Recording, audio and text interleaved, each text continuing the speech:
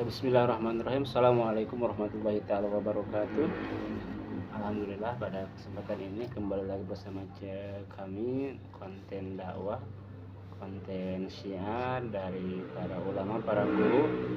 Kali ini saya bersama mahasiswa semester 3 ya, yaitu Hina Fadil, Afif apa namanya? Afif Ridwan Kurniadi, tepatnya di Komplek Mustika, Riung Bandung, Kota Bandung. Kali ini saya dengan beliau itu sebenarnya sih bukan ngaji ya. Di sini itu kita diskusi, kebanyakan diskusi mengenai keagamaan berkaitan dengan pengalaman, ilmu, sejarah, peradaban Islam, kegiatan sehari-hari dan selainnya. Nah, untuk kali ini tema yang kita akan usut itu mengenai kemerdekaan ya. Kemerdekaan Indonesia, meskipun merdekanya sudah tanggal 17 Agustus, tapi asas ataupun fondasi kemerdekaannya belum dibahas. Bapak mau tanya ke Apip, menurut Apip merdekanya negara kita itu oleh siapa sih coba?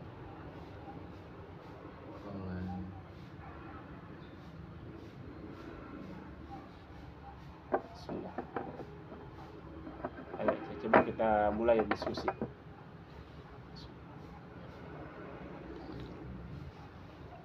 Oh, sudah. Dibarengi dengan segelas apa namanya, secangkir teh manis itu. Oleh siapa merdekanya negara kita coba? Apa mau tanya dulu? Kita akan membahas mengenai Istiqlal Baladuna Indonesia. Istiqlal ke bahasa Arabnya. Jadi oleh siapa kemerdekaan negara kita itu oleh Soekarno satu, terus menyang sama Soekarno saja. sama pemuda-pemudi, terus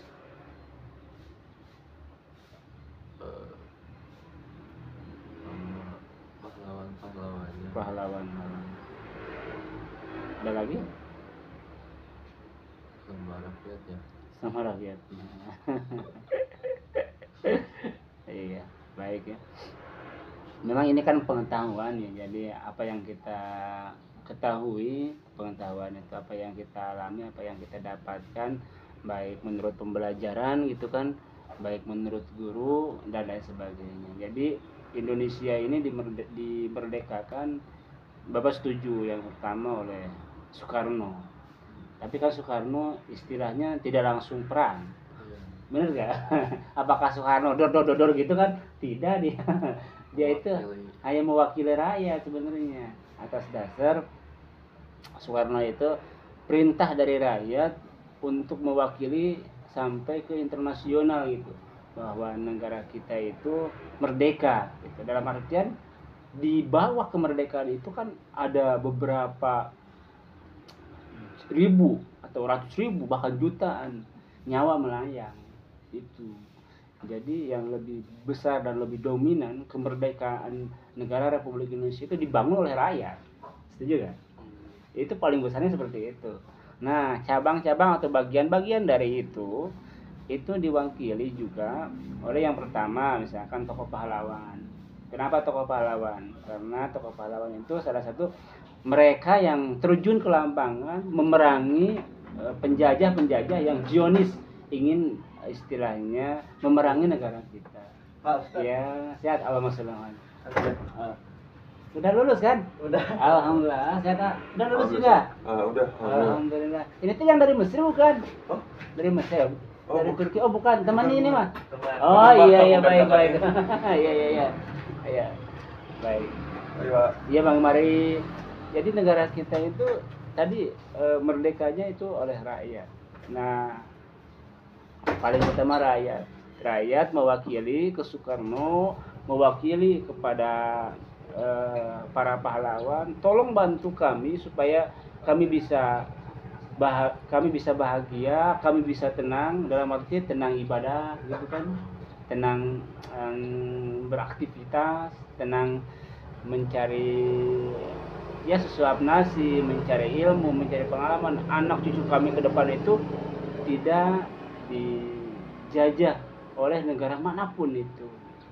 Maka dari itu ya, rakyat sebenarnya itu berkuasa. Nanti rakyat itu mewakili kepada pemerintah, gitu kan? Mewakili kepada pemerintah, mewakili kepada Soekarno, tolong merdekakan, sampaikan ke dunia bahwa negara kita itu sudah merdeka. Dan itu dia tadi menitipkan kepada pahlawan, yang dimana para pahlawan itu kebanyakan gugur gitu kan di medan perang untuk memerdekakan negara kita yang terhindar dari Zionis PKI dulu kan. PKI itu apa namanya? Singkatannya apa? Tahu PKI? Partai Komunis Indonesia gitu kan. Lambangnya itu arit sama apa? Kau lihat gak? Palu. Iya, palu sama arit, kalau bisa palu sama arit lambangnya. Nah, si PKI itu kan dulu dia apa namanya membuat sebuah gebrakan atau membuat sebuah kumpulan gitu kan, kumpulan ataupun organisasi lah yang ingin dia itu terus menjajah negara kita. Ya, tapi alhamdulillah dengan izin Allah Subhanahu wa taala, melalui para pahlawan, melalui Soekarno pada tahun 1945 gitu kan, Indonesia setelah dijajah oleh beberapa negara. Yang tahu Apip, Indonesia dijajah oleh siapa saja coba? Yang pertama Belanda, itu terus Jepang, terus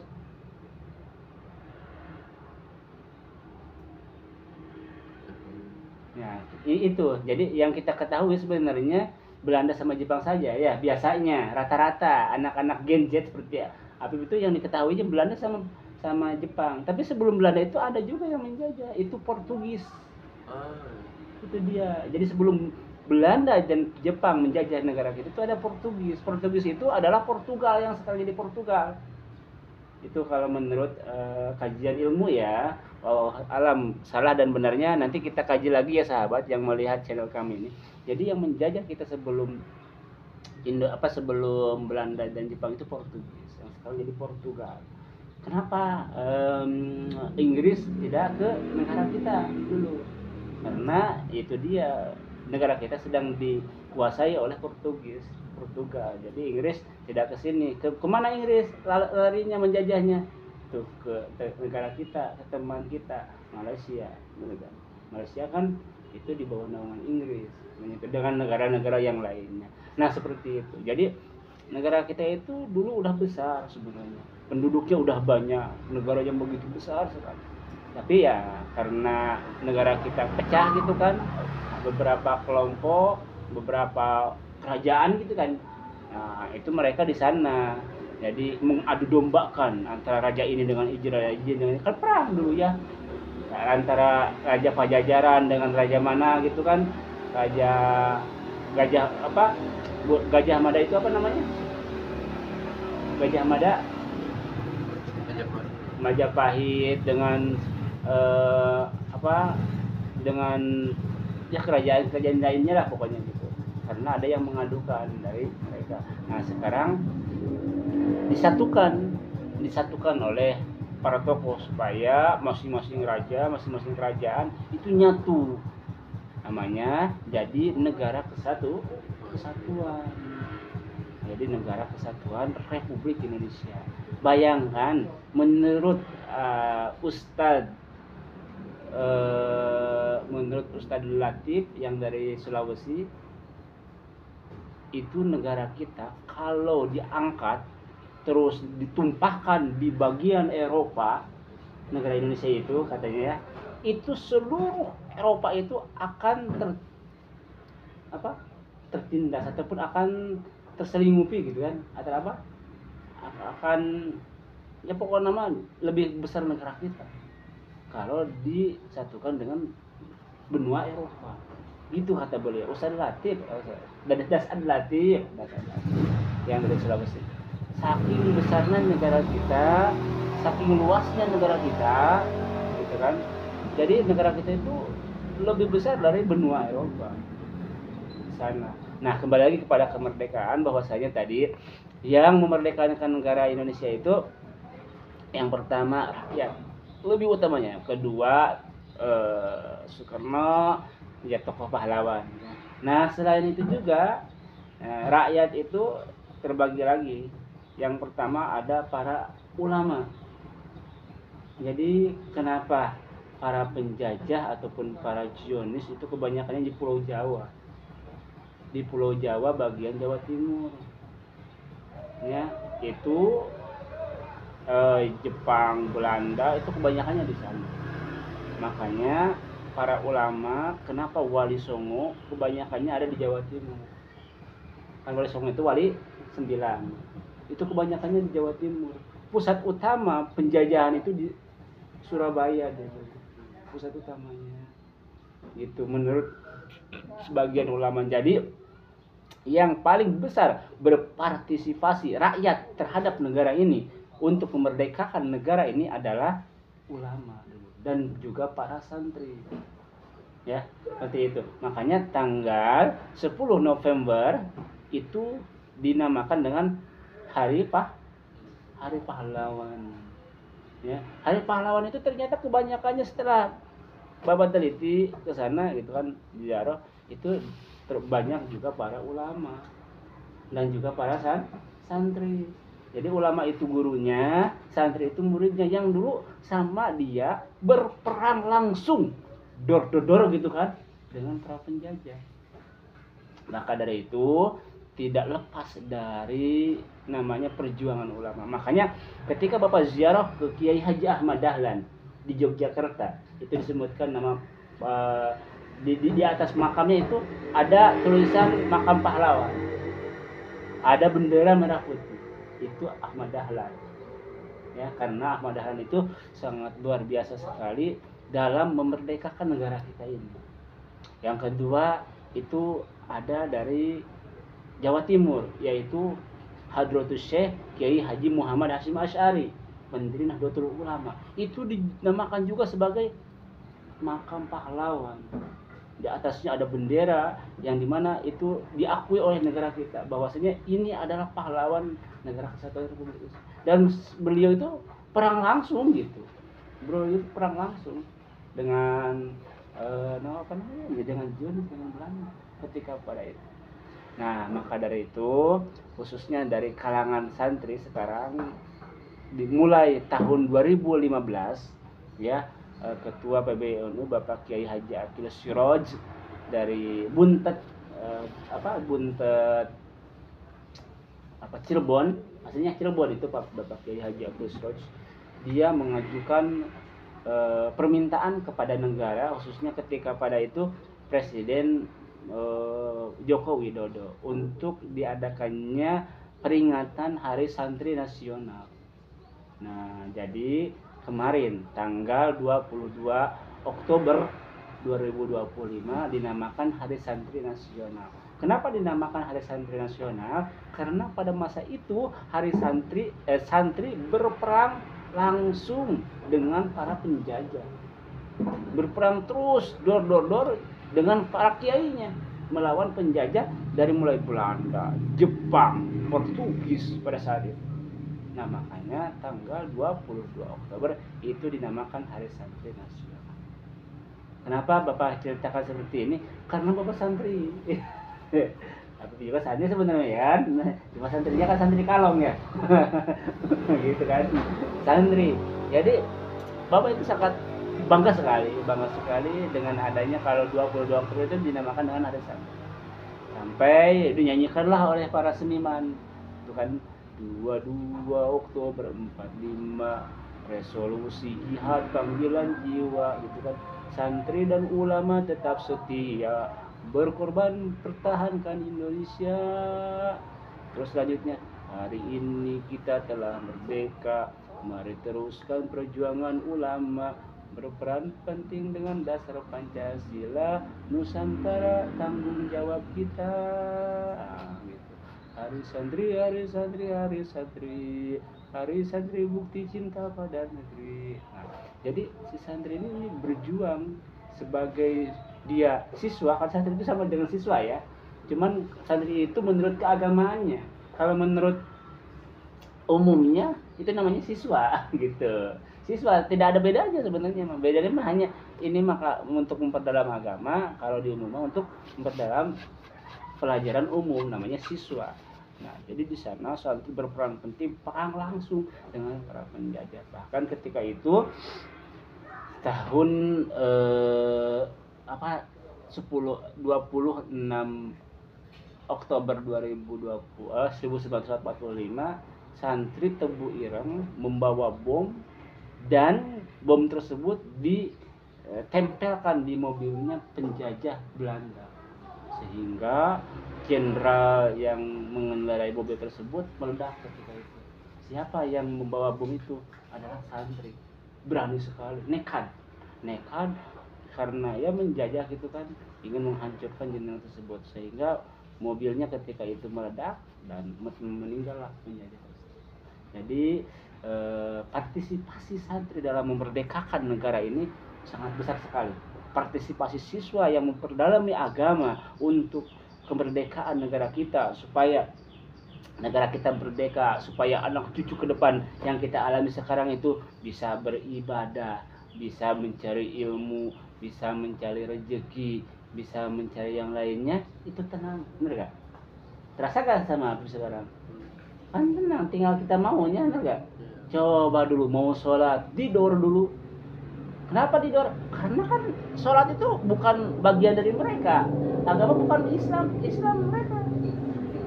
Penjajah itu bukan Islam, agamanya. Nah, gitu. Jadi kalau dikaitkan misalkan dengan Muhammadiyah, itu kan sekolah. Sekolah itu dulu buatan Belanda, ini sekolah itu. Buatan Belanda. Jadi dulu itu ada sekolah rakyat. Kepala sekolahnya seluruh Indonesia itu Belanda. Kayak Hairul Tanjung, tahu Hairul Tanjung? Yang mempunyai Trans 7, yang mempunyai Trans Studio Bandung, itu Hairul Tanjung. Sekolahnya SD sama SMP-nya itu di SDN ya, kepala sekolahnya dari dari Belanda yang Kristen. Terus juga SMP-nya kepala sekolahnya Belanda. Nah, seperti itu. Nah, ini berperan penting, makanya berperan penting negara, berperan penting masyarakat, berperan penting para ulama, berperan penting para siswa dan juga para santri untuk memerdekakan negara ini. Maka ketika itu Kiai Haji Ahmad Dahlan, pendiri dari organisasi Muhammadiyah, tahu kan? Betapa kampusnya itu, bener gak? Di mana-mana, betapa itu rumah sakitnya di mana-mana, betapa itu perusahaannya besar, bener gak? Aset Muhammadiyah sekarang itu kurang lebih dari 1912 sampai sekarang ini itu kurang lebih sudah memiliki aset uangnya 500 triliun. Aset Muhammadiyah itu bukan sedikit. Itu udah berbentuk negara lah kalau dikatakan. Jumlah penduduknya yang menurut pemerintah yang sekarang di Muhammadiyah itu kurang lebih sudah di atas 35 juta Indonesia. Yang notabene-nya dia mengaku bahwa saya itu organisasi Muhammadiyah, bahwa saya itu bagian dari Muhammadiyah. Katanya seperti itu. Nah, sakingnya ulama Ahmad Dahlan itu ingin merebut sekolah itu dari kekuasaan Belanda ketika itu, maka dia mendirikanlah sekolah Muhammadiyah. Kenapa dia mendirikan sekolah Muhammadiyah? Tujuannya supaya siswa-siswa nanti di masa yang akan datang itu sesuai dengan perintah anjuran Rasulullah SAW, sesuai dengan norma agama. Kenapa Belanda dulu membuat sekolah? Karena Belanda ingin memperkuat, mempertajam, memperdalam penjajahan di negara kita itu dengan melalui pendidikan. Berapa tahun Belanda menjajah negara kita? Coba tanya dulu, berapa tahun? Ayo. Lupa, ini sejarah lupa. 360 tahun. Benar gak? Kalau tidak salah 360 tahun, sahabat. Belanda menjajah negara kita. Gitu. Jadi, nah ini berkaitan dengan Muhammadiyah. Jadi Pak Kiai Haji Ahmad Dahlan, ya Allah, kami sudah dijajah ratusan tahun, 3 abad setengah gitu kan. Maka dengan dasar kekuatan, niat yang kuat, tinggi, teguh, optimis, terus ambisinya besar sekali. Saya ingin mendirikan sekolah supaya bisa sedikit menggeser penjajahan Belanda. Makanya pada ketika itu diperangi, Belanda kalah, masuk Jepang. Nah, Jepang karena ingin menguasai besar juga, Jepang dia perang dengan Amerika ketika itu kan, dengan sekutu. Karena Jepang itu punya kekuatan kan dari berbagai lini. Dia menjajah negara kita, Jepang, terus menjajah negara lain. Tapi Jepang ketika itu perang dengan Amerika. Amerika tidak mau kalah. Dia punya pengebom tertinggi, pesawatnya udah canggih ketika itu kan. Makanya dari Amerika diterbangkanlah pesawat pengebom. Pada saat itu tahun 1000 berapa ya?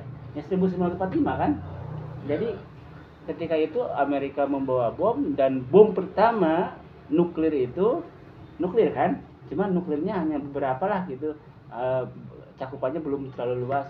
Dijatuhkanlah bom pertama itu di Hiroshima. Nah, ketika di Hiroshima berapa yang meninggalnya? Kurang lebih ratusan ribu lah ketika itu. Di Hiroshima itu Jepang belum kalah ketika itu, belum kalah. Makanya ketika setelah itu perang terus melawan lagi dengan Jepang, dengan Amerika. Nah, bom kedua dijatuhkan lagi oleh Amerika. Jadi kalau di negara kita mah Hiroshima itu contohlah Bandung gitu kan, kota Bandung gitu, contoh Hiroshima misalkan. Kalau Nagasakinya atau Hiroshimanya misalkan kota Jakarta, Nagasakinya misalkan kota Bandung. Dijatuhkan lagi bom kedua di kota Nagasaki. Nah, Indonesia ketika itu harus mengambil peluang nih. Ketika Jepang sedang berperang juga, bencana gitu kan oleh bom nuklir oleh Amerika, Indonesia mengambil kesempatan. Ketika itu saya harus merdeka. Terus habis-habisan diperangi lagi Jepang, sehingga ketika itu Jepang mundur. Benar enggak? Langsung mundur. Langsung mundur ya? Iya, karena kan kacau di negaranya. Nah, langsung mundur gitu kan, nggak perang gitu kan, tapi langsung mundur. Nah, Indonesia mengambil kesempatan itu. Nah, makanya alhamdulillah dengan izin Allah, ya karena kan ya namanya juga manusia. Kalau manusia yang rakus gitu kan, ingin semua menang, meskipun ya siapa berkelompok, siapa kalau ingin menang tidak sesuai dengan aturan Allah, maka Allah akan membalas dengan aturan yang lain. Nah, seperti itu. Nah, ketika itu Indonesia merdeka yang diwakili oleh Bapak Soekarno-Hatta. Di sana Bapak Soekarno-Hatta membuat seluruh elemen struktural, baik PNS-nya gitu kan, baik pemudanya. Makanya ada dinamakan dengan Sumpah Pemuda. Apa bunyinya coba? Tahu? Harus tahu, kita kan pemuda Indonesia ini. Harus tahu. Sumpah Pemuda. Tahu enggak bunyinya? Kami putra dan putri Indonesia mengaku gitu kan, bertumpah darah satu negara, bernegara satu negara Indonesia, bertumpah darah satu negara kesatuan Republik Indonesia. Itu bunyinya kalau tidak salah. Ya, kita bagian dari pemuda lah, kita kan sama. Nah, itu dia. Jadi membuat lagi misalkan dengan ASN yang lainnya, PNS yang lainnya, segala bentuk apapun yang ini membuat struktural dari mulai presiden, menteri, gubernur gitu kan, terus bupati, wali kota, camat, terus juga desa, dari desa RT sampai ke bawahnya, sehingga menyatu. Nah, ketika menyatu bersatu semuanya, jadi susah di Indonesia kita. Tapi tidak menutup kemungkinan negara kita akan dijajah kembali. Setuju gak menurut Afif? Tidak menutup kemungkinan nih bahwasanya negara kita akan dijajah kembali oleh mereka. Setuju gak? Setuju. Kenapa? Ya salah satunya kalau kita tidak kurang ilmu, kalau kita tidak tidak berkolaborasi dengan negara lain, kalau kita tidak memiliki alat-alat teknologi perang yang canggih, kita akan dijajah lagi, benar gak?